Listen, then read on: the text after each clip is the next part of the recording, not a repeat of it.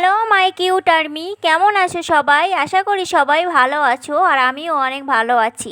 আর্মিরা ইদানিং Jimin and Korean actor Song Da ইউনকে নিয়ে অনেক গুজব ছড়িয়েছে। বিভিন্ন গণমাধ্যম এই ভিডিওটাকে নিয়ে তোলপাড় শুরু করে দিছে। যে ভিডিওটা দেখে আমাদের অনেক আর্মিরাই জিমিনকে ভুল বুঝেছে। সং দা ইউন তার অফিসিয়ালি টিকটক অ্যাকাউন্টে একটা ভিডিও ছেড়েছে, যেখানে দেখা যাচ্ছে সে দৌড়ে নিজের অ্যাপার্টমেন্ট থেকে লিফটের সামনে যে কারোর জন্য অপেক্ষা করছে।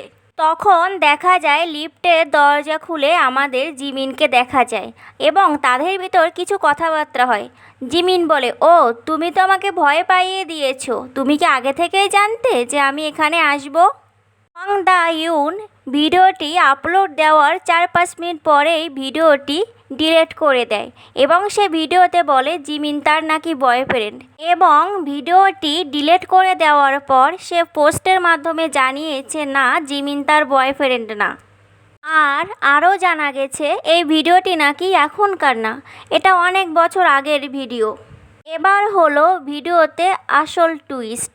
তো টুইস্টটি জানার জন্য সবাই ভিডিওটি শেষ পর্যন্ত দেখো।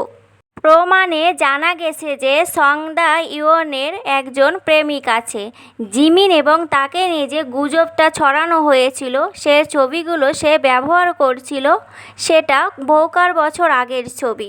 জিমিনের অনুমতি ছাড়াই সে তার ছবি বা ভিডিওগুলো ব্যবহার করেছিল, এজন্য সে অনেক মানুষের কাছে সমালোচনার মুখে পড়েছে।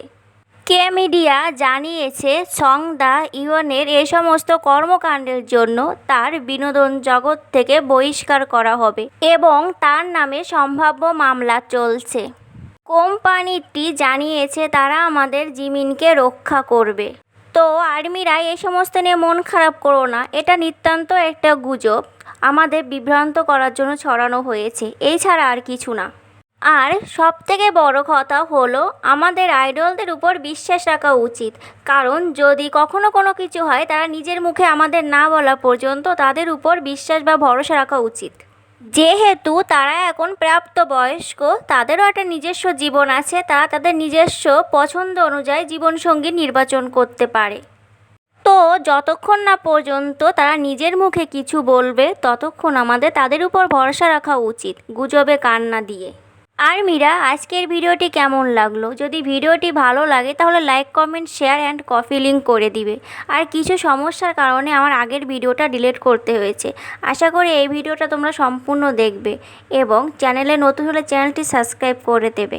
চ্যানেলের অবস্থা কিন্তু ভালো না, প্লিজ একটু বেশি করে কপি লিঙ্ক করে দিবে।